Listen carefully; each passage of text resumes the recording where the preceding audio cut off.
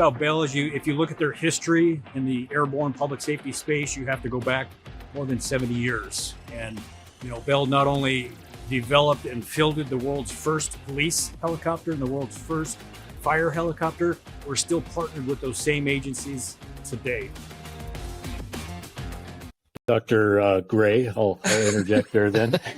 I think, I think we've identified very heavily ego is the enemy in any leadership, right? So what's the good qualities, that are going to now make us effective? Eric, what I heard you say is political savviness, right? So as aviation leaders, we bridge that aviation / non-aviation gap, if you will. And that takes a political savviness to get that done, right? It's not good enough to have great missions, successful operations, standardizations. We now have to add that political savviness to be effective leaders to push that unit up the hill and to expand those operations, to grow those operations. The example you gave, I'd love your example of the helmets. It's a liability shift is what it is. And what it really is it's a political savviness of knowing when to take that liability shift of those worn helmets, in this case, to the right person at the right time, and that's a skill set that obviously you have and many effective leaders have. So I think that's a trait that needs to be highlighted for sure, without a doubt. And I would take it one step further and just reemphasize what we've all said before. You as the leader we aren't going to come up with all those ideas on our own. Some of them are going to come from our people. And that, what do you need? What do you want? What makes you mad? I want to make a point to that. We lose Terry right in the middle of I think so. Breakthrough moment here. Oh, it was a doctor moment. I don't know if I'm back or not. But you're back now. You have a stroke? It was a profound doctor moment there. So, what do you need? What do you want? What makes you mad? That doesn't hotel mean internet. Yeah. That Put doesn't another mean quarter you in the machine, Terry. He put it in the shaking bed, the old vibrating bed. That's it. He put the quarters in the wrong one. All right. How about now? You're good. Yeah, we got you. They made that profound statement 3 times in a row, so it's going to lose its effectiveness now. But, empowering, removing the barriers, what do you need, what do you want, what makes you mad? That doesn't mean we give up leadership and it's now in their hands. It doesn't mean that at all. We guide that. We focus on a culture that allows that. Truth be told, a strong leader is probably going to have a lot of the good ideas. That even stronger leader is going to have those ideas that his followers take ownership in, right? And instilling that taps into their drivers that are now going to carry that out. But get rid of the ego, have that political savviness, develop that political savviness, and you're on your road to pushing that unit up the hill, as the general would say. I love it. Calais, I see your wheels spinning over there. No, it's good stuff, and I have to self-reflect because empowering your people to do their job is so important. I'm blessed that there's crews across the state of Texas right now doing airborne operations in our unit, and there are a wide variety of missions. The border is crazy right now, and we have a heavy presence there. And it just flew by recently here chasing a bad guy. None of those crews tonight have to call anybody to ask anything about anything that comes up in their job. So they have the responsibility to do good, but they also have the authority that goes with it. So, those crews, those pilot TFO crews are out there expected to make those decisions. And man, they just do make the good ones when they're left to do it. And so I'm blessed that I work for an agency that really empowers the people at the end to go do the good work. And the proof's in the pudding. Generally, they do. So it's interesting to hear these other perspectives on that, and talking political savviness with Eric. I mean, if you're watching anything going on the border, we're having to dance that dance all the time. I mean, there's no doubt that the politics can drive a mission, and especially when state government is having to take on the role that maybe federal government's usually doing. We become the arm in that. So that savviness is important, but at the same time, letting your people in that machine at that hangar at that time make those decisions is important. During Hurricane Harvey, there were hoists going on everywhere, and the Emergency Operations Center in Austin was calling the crews downrange in Houston, why are y'all not pulling people? Why are we not seeing downlink video of these hoists? And the crews are sitting, essentially the Home Depot parking lot with zero visibility. They can't get up. That storm just sat there, and there were pressures from the Emergency Operations Center to conduct rescues. But at the end of the day, the folks manning those machines in that parking lot made those decisions, and they were the best decisions they could make, and they weren't questioned. So I think when we talk about developing culture, that's the idea. That just culture is not something that the chief pilot writes up to satisfy an APSA requirement and puts over the urinal in the bathroom. It's actually, it is. We care about the what and the why of what's wrong, not the who. We're going to get down to what can we do to make this system work better, instead of, I love Brian Smith's analogy. He uses the whack-a-mole, mentality of when a problem comes up, we hit it, and this one and this one. So anyway, that's it. That culture didn't come overnight either, did it, Clay? No, and it didn't. It took a long time, and that's kind of the other thing in this is in order to build that culture, it's not something we turn a switch on Monday morning. You got to let it grow, and we're going to step in it sometimes, and you have to own that as well. So I've seen so much change in my unit in 23 years of being out there, and it's all based on, in my opinion, solid leadership. Leadership is what has taken us. Leadership of our department right now, I think, is at an all-time high, and that trickles down. It's funny you say that. My partner and I one time went out. We got a call from our narcotics team that we supported with surveillance, and they were like, "Hey, we're following this target. It's a big deal. Can you guys get up and blah blah blah?" So we called our dispatch. We said, "Hey, we're going to be assisting, the team, whatever, outside the city." So next thing you know, we're over Los Angeles on this surveillance up at high altitude. So we can hear our city, we can hear our radios, and something fairly minor happened in our city. It wasn't a big deal, but somebody asked for the air unit, and they said, "Oh, they're 10-6 assisting somebody else." And by the time we got back to the hangar, we had a call or text or whatever from our lieutenant asking us to what the hell was going on. So we called him and we told him, "Hey, we got a call from the team. We went out, we this and that." So we made a decision on the fly, and basically we got, we didn't get in trouble, but we joked that, the only time we've ever gotten in trouble in our jobs is when we were doing our jobs, as opposed to if we would have said, "No, we're not responding," nobody would have ever known about it. Nobody would have ever complained. But here we were supporting one of our customers on a big deal, and we were now being called on the carpet by the lieutenant because he didn't know that we were out there doing this. And it's like, well, how many boxes do we need to check before we just go and support the customer and get the mission, the job done? And then maybe, hey, we could follow it up with an email, we could follow it up with a text message, whatever. But, these guys are calling us, they're on the move, they need an aircraft overhead. And we went and did what we thought was the right thing to do to support what needed to be done at the time. And the only reason he knew about it was because then somebody, another lieutenant, whatever, texted him and was like, "Oh, what are your guys doing outside the city?" And had no clue. But we did that all the time, in the air unit at the time.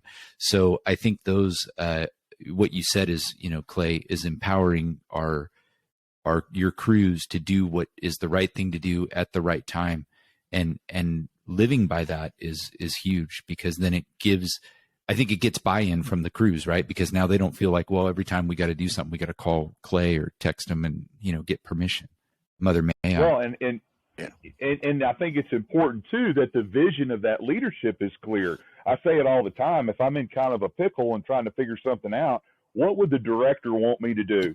What would Steve McGraw expect of me out of this moment? And I never have any doubt. I know exactly what he wants us to do, and I know how he wants us to do it.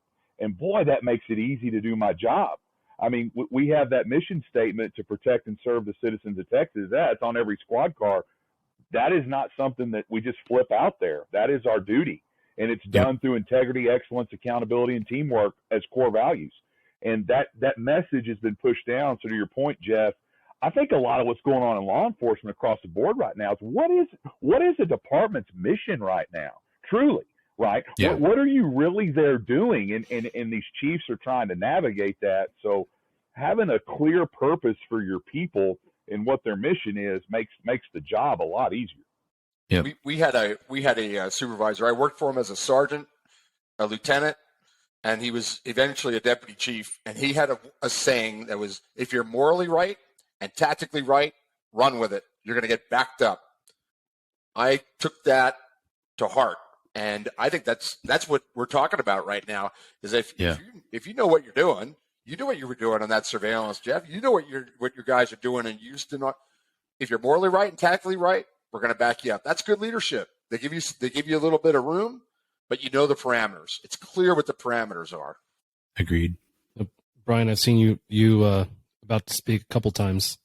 Do you want to chime in? It's just a nervous tick that I have. It's like that. Plus, it's past your bedtime. Yeah. As you can tell on the camera, I'm way behind on beauty sleep, and this is just beyond hope. I'm taking notes here. I wish I should show you. I have like 5 Post-it notes I'm up to now. And I think that kind of goes back to, with the leadership thing and the networking and talking. And I'm the same, somebody said earlier, and I'll reflect the same. Every single person on this call, I have called before and have asked for advice and help. Recently, we had a kind of a BS call, get dispatched. One of the guys is sitting there and they're like, oh, this is crap. But you know what? JGF. And I know, Eric, I got that from you. It was just go fly. Just go fly. I mean, that's your influence. Ours was a little bit more graphic. It was actually JFG.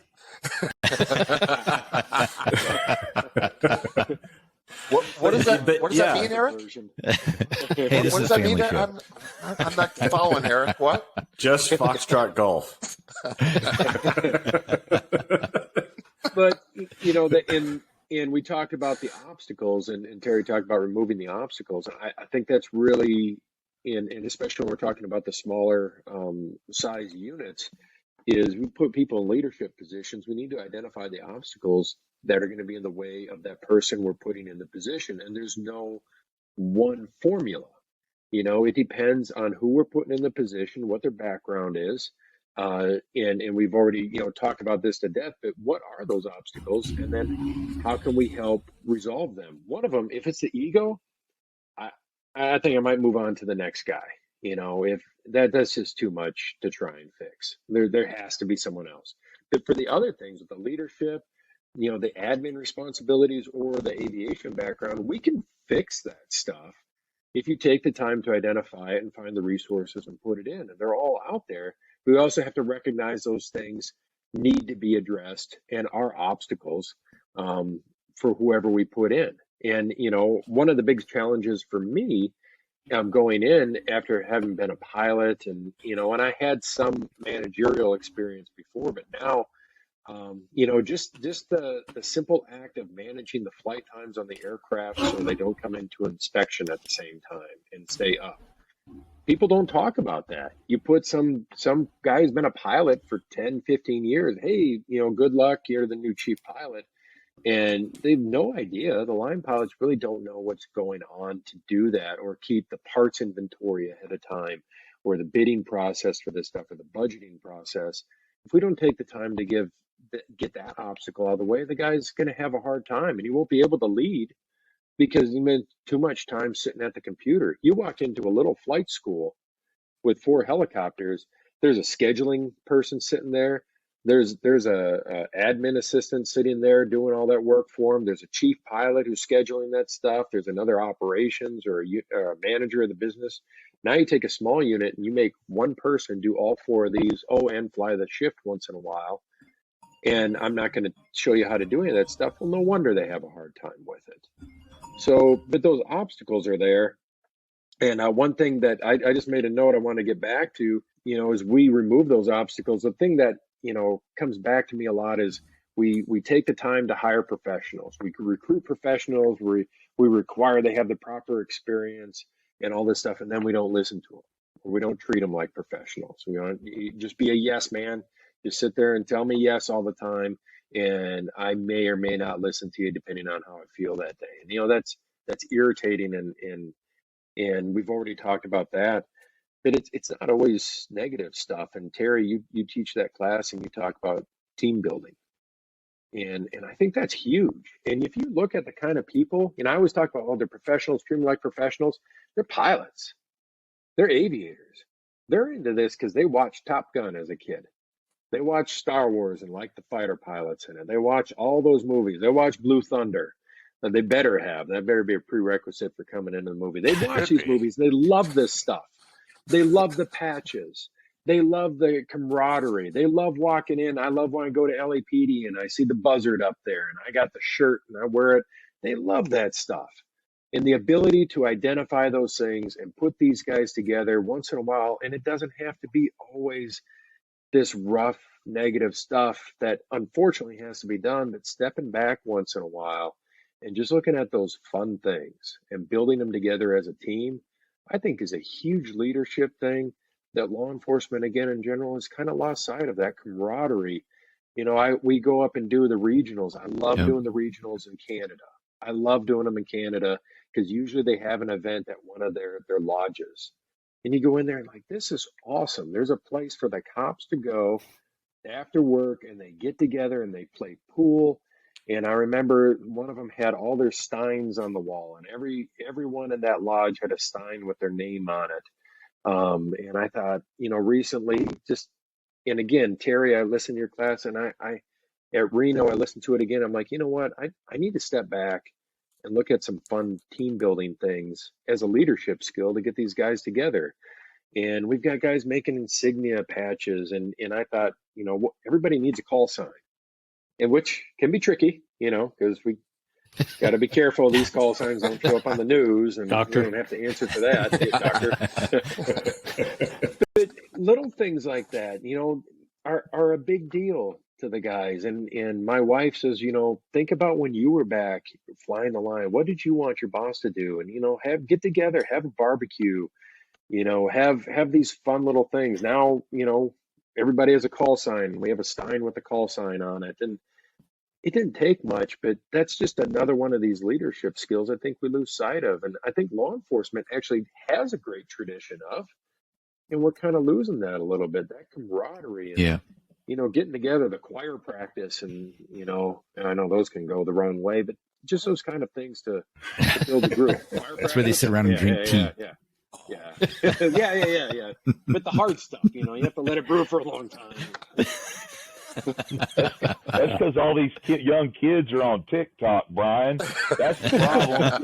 They're staring at their phones. Here we go. We're going to start church with Clay again.